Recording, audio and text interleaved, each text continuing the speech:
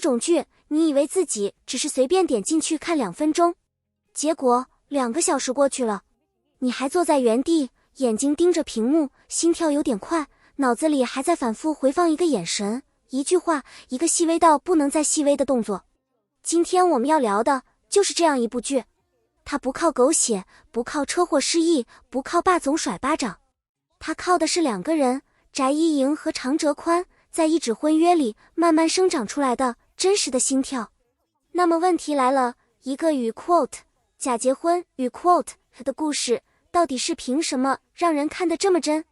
先说一个现象，近几年与 quote 契约婚姻与 quote 这个题材在短剧圈里可以说是霸主级别的存在。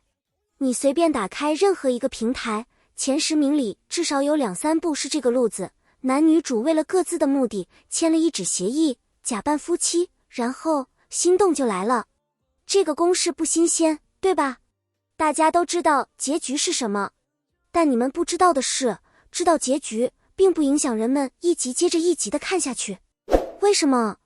因为观众要的从来不是与 quote 他们最后在一起了吗？与 quote 这个答案，观众要的是那个过程里一点一点被拆解的防线，一次一次被触动的瞬间。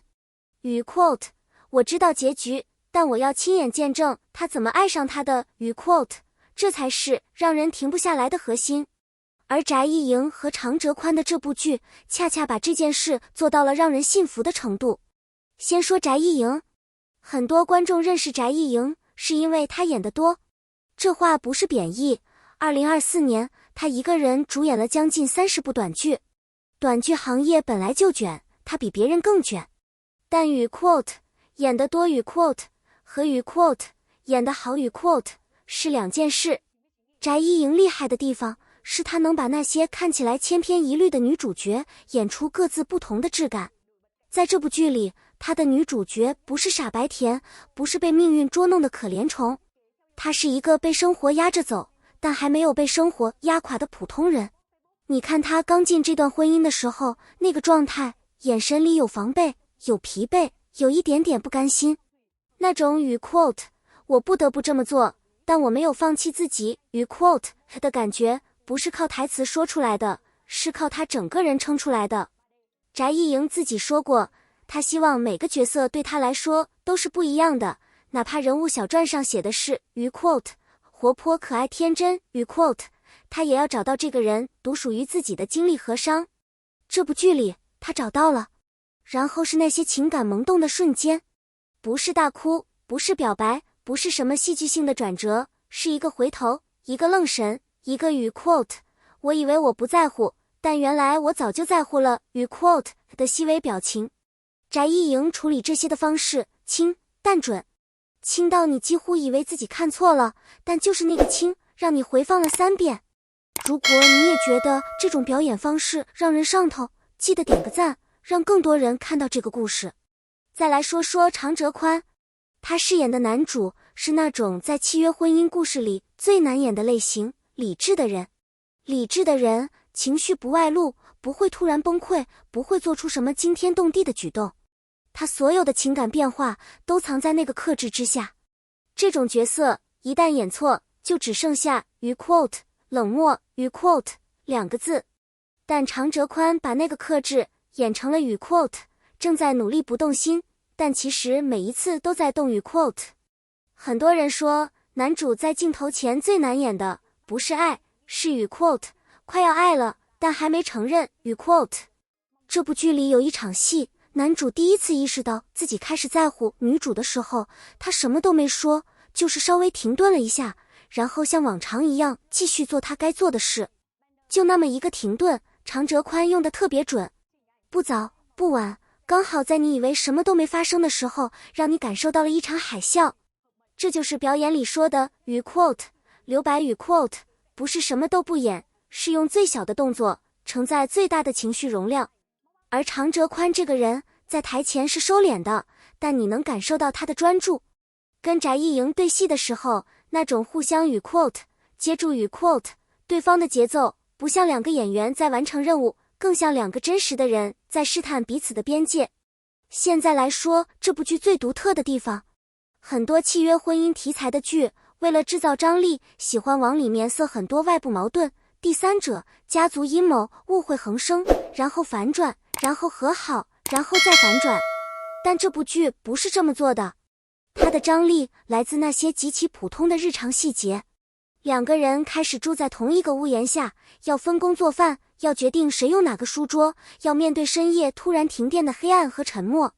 那些与 quote 本来应该尴尬，但莫名其妙不那么尴尬了与 quote 的时刻，才是关系真正开始变化的地方。说真的，这才贴近现实。真实的感情从来不是在某个惊天大事件里诞生的，它往往是在某一个你完全没有预备的普通早晨，对方随手递给你一杯水，你突然心跳漏了一拍，就是那个时候。这部剧懂这件事，所以他用这些细节去推动关系，而不是用狗血。结果就是每一集都让你觉得与 quote 这两个人今天好像更近了一点与 quote， 但你说不清楚究竟是什么变了。这种模糊感才是最勾人的。评论区告诉我，你们是从哪一集开始觉得与 quote？ 完了，我磕上了与 quote。 好，现在我们来说这部剧背后更深层的一个问题。为什么与 quote 契约婚姻变真爱与 quote 这个故事在2025年、2026年还是那么多人看？答案其实挺现实的。现代人对亲密关系的期待越来越复杂，一方面很多人渴望感情，另一方面又怕受伤，怕表错情，怕暴露自己真实的脆弱。所以在现实里，有时候反而不知道怎么和另一个人靠近。而与 quote 契约婚姻与 quote 这个设定，恰恰给了两个人一个与 quote 安全理由。与 quote 在一起不是因为爱，而是因为协议。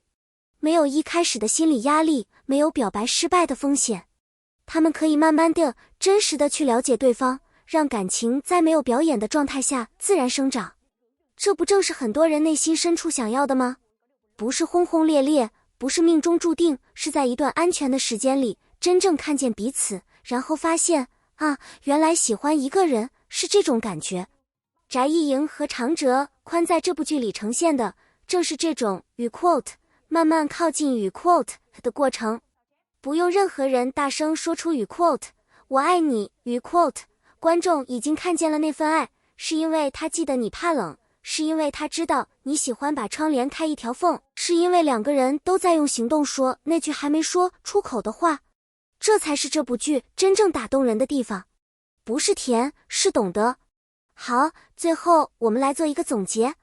第一点，翟艺莹证明了好演员不是靠资历堆出来的，是靠每一个角色里那一点点对自己的诚实撑出来的。他能在短剧这个行业的高速运转里，还保持着那份对角色的真心，这本身就值得被看见。第二点，长泽宽用这部剧告诉所有人，克制不是冷漠，是另一种形式的深情。那些留白里藏的情绪，比任何一场撕心裂肺的哭戏都重。第三点，也是最重要的一点，这部剧之所以能打动人，是因为他相信观众。他相信观众不需要每集都有大事发生，才能坐在那里看下去。